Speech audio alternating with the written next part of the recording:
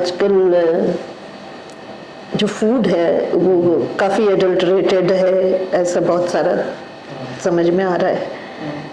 तो हम लोगों की स्पिरिचुअल जो इनर ग्रोथ है या इनर हेल्थ है, उसमें क्या इस सब का, इस तरह के जो एडल्ट्रेशन हमको मिल रहा है फूड के माध्यम से और चीज़ों के माध्यम से भी, हम इसको टोटली देख लें तो इसका भी असर क्या हमारे जीवन पे या हमारे अंदर की हेल्थ पे पड़ेगा या पड़ता है?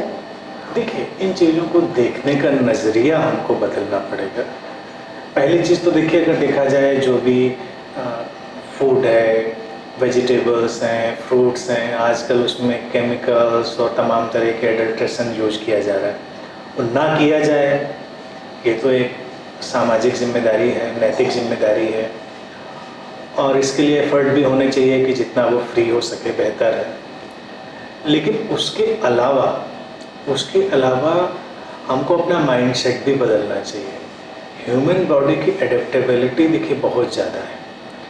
ह्यूमन बॉडी अपने में एक मिरेकल है और वो हमारे परसेप्शन से भी चलता है। बाकी देखिए एडल्ट्रेशन के जहाँ तक सवाल है, चाहे वो वेजिटेबल्स हों, फ्रूट्स हों या कोई भी हो, उसका चीज़ हो, उसको पहचानने के अपने तरीके डेवलप करिए, उससे बचने की कोशिश करिए। लेकिन आज के वक्त में इन चीज़ों से बचना इतना आसान नहीं है। आप क्या खाएंगे, कहाँ से लाएंगे चीज़ें, और जिसको आप अच्छा मान के ला रहे हैं वो भी कितना अच्छा है ये भी आपको पता नहीं। तो यहाँ पर हमें अपना जो परसेप्शन है उसको ही चेंज करना पड़ेगा और एक कॉन्फिडेंस से जीना पड़ेगा। मैं तो कहूँगा कि थोड़ा बेफिक्र होकर भी जीना पड़ेगा कि आप बेफिक्र रहिए, अपनी शांति पर, अपने इनर बैलेंस पर काम ज़्यादा करिए, बजाय कि बाहर की चीज़ों में बहुत इन्वॉल्व रहिए कि जैसे कि उसी से हेल्थ बनेगी, जैसे उसी से स्पिरिचुअल डेवलपमेंट होगा। अभी कितना ही स्टूपिड है। देखिए, हमको अपने इनर जो स्ट्रेंथ है उस पर काम करना है। ऐसा नहीं है कि व्यक्ति बच जाएगा तमाम चीज़ें अगर नहीं करेगा तो। तमाम बीमारियां हैं, इवन कैंसर या ऐसी चीज़ें, उसको हम केमिकल्स और एडल्ट्रेशन से जोड़ते हैं, उसकी वजह हो भी सकती हैं।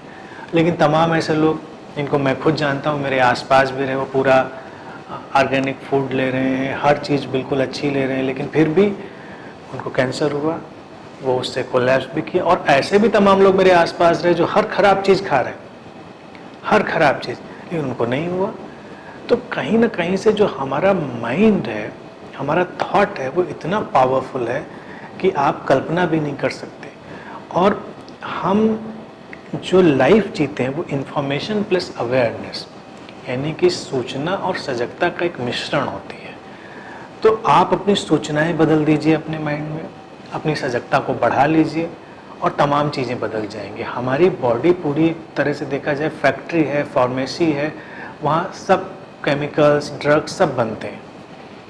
अगर मैं पर्सनली अपनी बात कहूँ तो मैं जिस कस्बे से आता हूँ और मेरा बाग भी था आम का, अभी भी है, तो बचपन का मुझे याद है। हम लोगों को इतना ज्ञान भी नहीं था कि कितनी ख़राब चीज़ है, कितनी ख़तरनाक चीज़ है। आम हम लोग आम के सीज़न में खाते थे तो डाल से भी खाते थे। लेकिन आज जैसे शहर में जब हम रह रहे हैं, लखनऊ शहर में, तो अभी डाल के आम जो है, जो बिना कार्बाइड से पकाए गए, उनकी क्रेज ज़्यादा है। आज हमको भी लगता है हाँ वही ठीक है। और तब का वक्त ऐसा था जब हम छोटे थे, हमको लगता कौन डाल के चक्कर में पड़े, बड़ा टाइम लगता है, ये वाले ज़्यादा अच्छे हैं, पकते भी जल्दी हैं, अच्छे पकते हैं उनको। और हमारे यहाँ ढेर सारे आम, बड़ी तकनीक होती थी, कार्बाइड से पकाए जाते थे। अपनी उम्र का लंबा हिस्सा, बचपन से लेकर इंटरमीडिएट तक का, हमने वो कार्बाइड से पके हुए आम खाए। यूँ तो मुझे नहीं लगता कोई मुझे प्रॉब्लम है, फिजियोलॉजिकल या किसी भी तरह की कोई प्रॉब्लम मुझे नहीं आई। मैं नहीं कह रहा हूँ कार्बाइड वाला आम खाना सही है, लेकिन मैं कह रहा हूँ इतना डरना भी नहीं है कि आप क्या क्या डरेंगे, किस किस चीज़ से डरेंगे। कॉन्फिडेंट रहे, क्योंकि हम लोग सोचते ही नहीं थे, हमारे दिमाग में कहीं दूर दराज तक ख्याल भी नहीं था कि ये नुकसान करता है। मैं एक्सपेरिमेंट एक पढ़ रहा था, बड़ा इंटरेस्टिंग एक्सपेरिमेंट था, बल्कि वो समझने जैसा है। रैट्स पे जैसे मेडिकल के एक्सपेरिमेंट बहुत सारे करते हैं, तो 2 रैट्स के ग्रुप पर एक्सपेरिमेंट किया गया था। कहते हैं कि और जो साइकोलॉजी का लॉ ऑफ एसोसिएशन होता है, यानी कि एसोसिएट आप किसी चीज़ को किसी चीज़ से कर देते हैं तो उसका रिएक्शन होता है।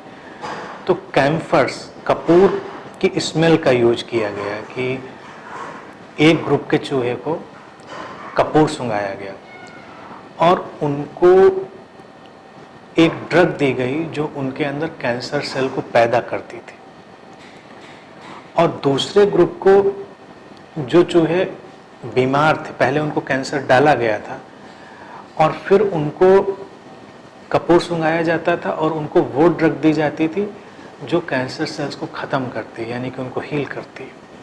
तो कुछ दिन की उनकी लॉ ऑफ एसोसिएशन की यानी एसोसिएशन की ट्रेनिंग के बाद फिर उनको ड्रग देना बंद कर दिया और केवल कैम्फर सुंघाया जाता।